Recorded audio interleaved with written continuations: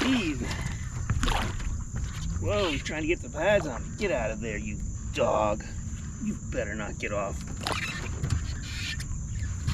Get out of there. Get out. He's still on down there. He's gonna get off in a minute. I'll do something about it.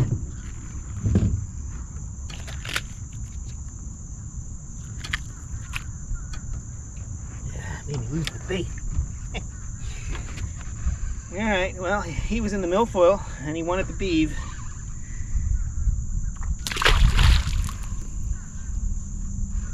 Hey everybody, I'm Den Haring and you're watching Fish Den 365, and today we're going to be talking all about the power drop shot. So the first thing is defining what a power drop shot is, a power shot. What makes it different than a standard drop shot?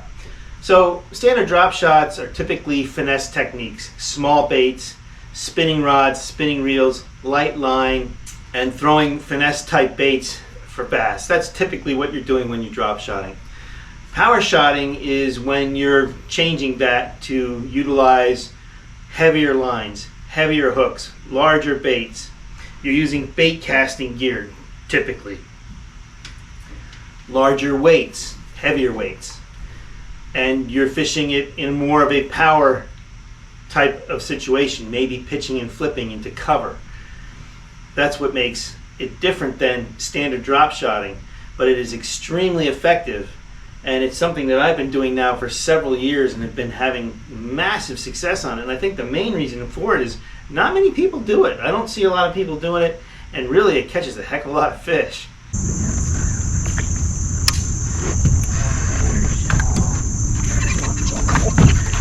Didn't take it. First cast. Come on in here, buddy. Well, he wanted it. First cast on that edge and surprised me with a fish. Alright.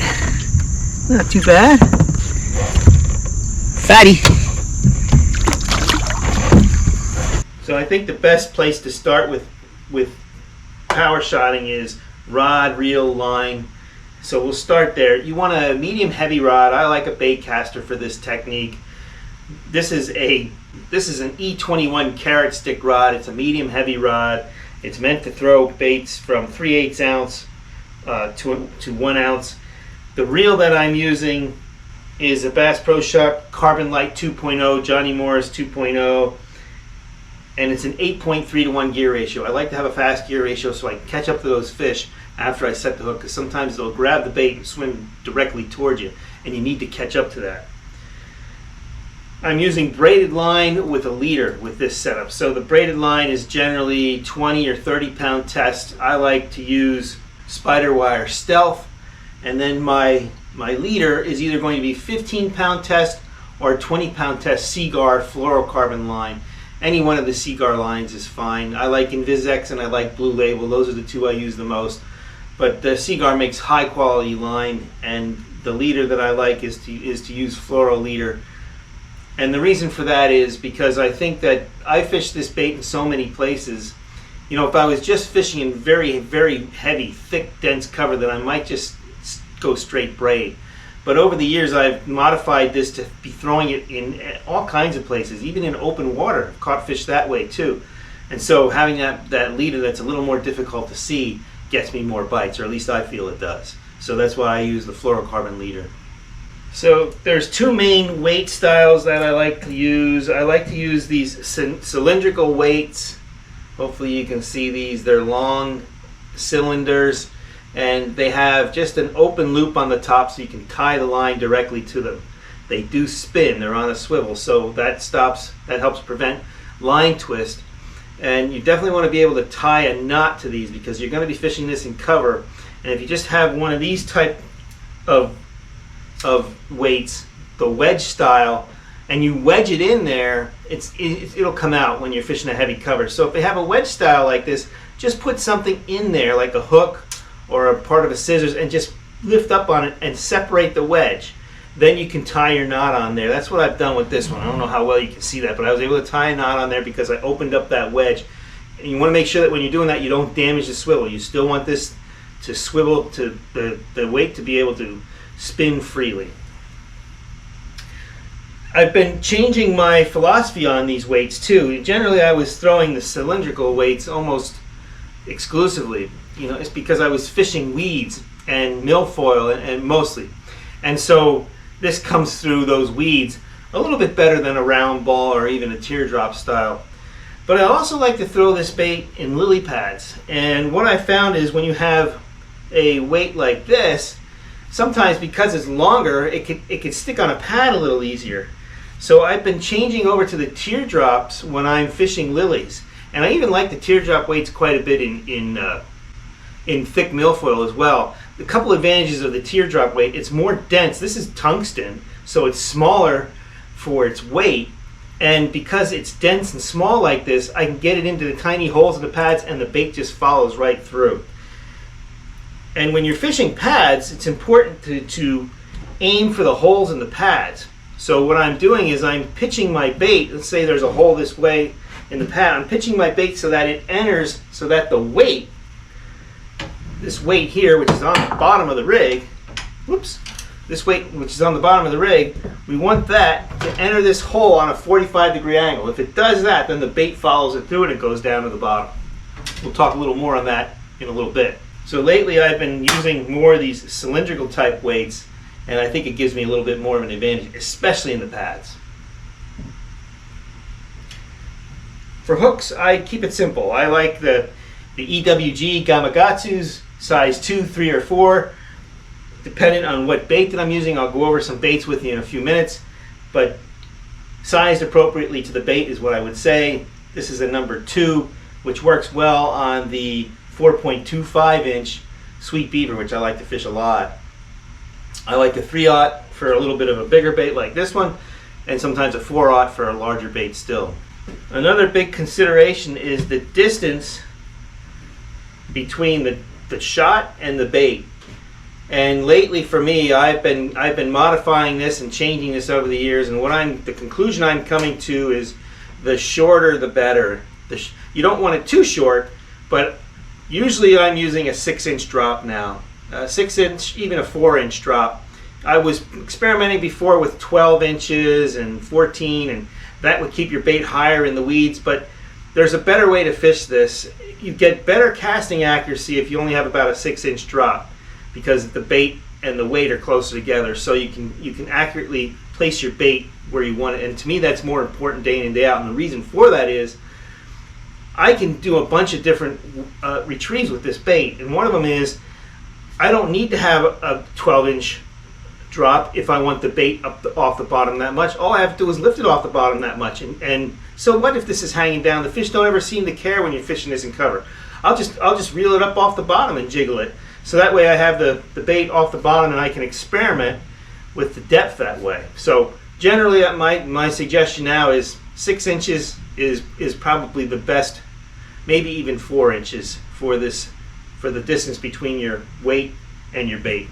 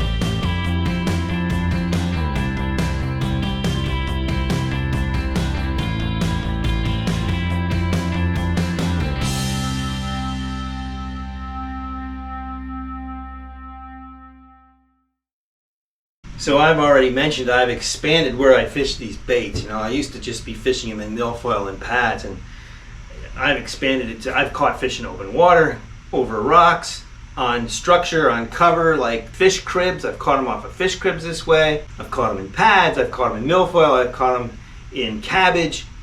It just seems to work almost everywhere I throw the bait. And it seems to work in almost every place I've ever fished.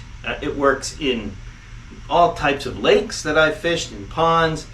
I fished this bait in dingy water, in super clear water, caught fish both places. It just seems to catch fish wherever you throw it. But my favorite places to throw the bait are weed beds, at milfoil, coontail, elodea, lily pads. That's really where I like to throw it. I also will throw it around wood. If there's stumps and that kind of cover, I like to throw it in there. It works pretty well in rocky areas. It can work fairly well where there are cribs and other pieces of cover. But day in and day out, this is a presentation for vegetation. So I'll talk a little bit about how I fish different vegetation. So in pads, I like to find thick pads with the tiniest little holes, and I like to punch through those holes with this weight and make the bait follow. I'll let the weight go to the bottom, and then I will let the weight go to the bottom, and then I'll let the bait go down, and then just lift it back up again. So the weight's on the bottom like this, the bait's going down, I lift back up. Looks like it's struggling, it's alive, it's above the bottom, but it's struggling somewhat. If that doesn't work, I'll then reel up so that I'm somewhere between the bottom and the underside of the pads. I'll try that again. If that doesn't work, I'll come right up to underneath the pads, because sometimes the bass position under the pads, and they'll see this as a bluegill feeding under the pads. And I've gotten a lot of strikes that way. I get them along the bottom a lot, but just as often I get them right under the pads. I've even had occurrences where the weight got hung on a pad and the bait was down underneath the pad a little bit, and I've had explosions where the bass came up thinking that it was a bluegill feeding under there. Doesn't matter, because you can still catch them that way too, but I've had that happen several times. So the pads, you know, any place between the bottom and the underside of the pads is fair game. It just depends on where the fish are positioned on your particular outing.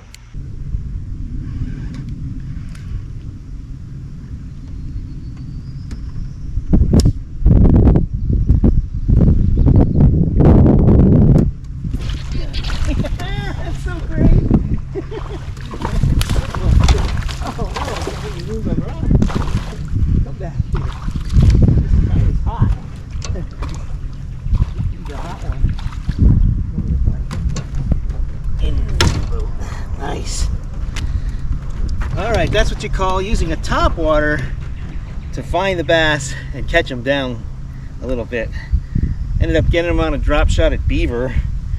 I suppose the same is true for milfoil too. I just pitch it out into those milfoil beds, let it go to the bottom, and then I work it, and I'll just work it back up and then pitch to the next one. Same kind of thing. It works just as good in milfoil, maybe even better than it does in pads. You know, I don't do a whole lot of shaking with this. What I do is lift, and just slight lifts, an inch or two of lifting the rod, lift up and then drop back down. I'm lifting the bait up. In many cases, I'm just lifting the bait up and keeping the weight on the bottom. But then I'll lift the bait off the weight off the bottom as well, and just doing that. And then every now and then I'll shake it a little bit, but that just makes it look like it's alive underneath the water, and it's a great way to fish the bait. So I mean, there's the sky's the limit when it comes to what you throw on the power drop shot. Typically, you can throw plastic worms and the like. I like to throw creature baits mostly. I like the beaver, the Reaction Innovations beaver. This is my #1 bait to throw. It just looks so much like a bluegill down there, or even a crayfish, depending what color you're using. And so this is the thing that I probably throw the most. Another bait that I like a lot is I'll take a Jean LaRue biffle bug, and I'll cut these big legs off that are near the back. So I have this profile, and I'll Texas rig the hook right down the middle of the body, just like I've done with this beaver. I just do right down the middle of the body. And the nice thing about the biffle bug is it's hollow for one. So you're going to get a good hook set, because except for the very head, the bait is hollow. And then it's got this really lively tail. It's very, very thin. And so that gives it a little more liveliness when it's under the water. It kicks and moves, and so you have a little bit more action with the bait. And so this is something that, another bait that I really like to fish. A third bait that I haven't done a whole lot with yet, but I'm going to be fishing this more and more because I catch so many fish on a regular Texas rig on it. I'm sure it'll work on the drop shot too, is this Zoom Z-Crawl. And this one's got legs that are going to kick. So when that weight's going down, this thing's going to follow it down, these legs are going to kick, the weight hits the bottom, and then this thing just stalls out all of a sudden. I know that I'll catch fish on that too, and I will report that to you as I fish this in the future, because this is one of the baits I'll be throwing around in the future to see how it compares to these other two. You know, when I'm fishing a Texas rig, there are certain days when they want the beaver to, and because the beaver falls on these crazy angles like this, it just goes straight down on an angle and it just looks like it's a bait fish trying to get away. These baits with the action tails like the Zoom Z-Crawl, they fall straighter, but the tails work. And so some days I find in the Texas rig they want a beaver style bait or a biffle bug style bait, and other days they want that kick on the legs. And I assume the same is true with the drop shot too. So I will be experimenting with that in the very near future. Well, that's the power drop shot. You've seen how effective it can be. These are just, I just keep it simple with a couple of these different baits. They seem to work really well. And it's a fun bait to fish too. Usually because the bait is not, it doesn't have a Texas rig weight to it, or it's not on the back of a jig, the bites are different. The bites they feel more aggressive. Oftentimes the fish will grab it and they'll swim with it, or you'll feel that good thunk when they hit it. And I like that feeling. I like that kind of bite. And this bait is one of the ones that does that, gets that for me. And oftentimes the fish grab it and they just swim with it. And usually that means that they might have some buddies down there with it. So if you have that happening where a fish grabs it and is swimming off with it, when you set the hook and catch that fish, get it right back where you threw it again, because there may be other fish in that cover waiting to get their chance at your bait. I hope you liked the video. If you did, please give me your thumbs up. Don't forget to subscribe to the channel. If you thought this video was worthwhile, please comment and let me know. And let me know if you've done this technique, if the power shot is something that you tried. If not, why not?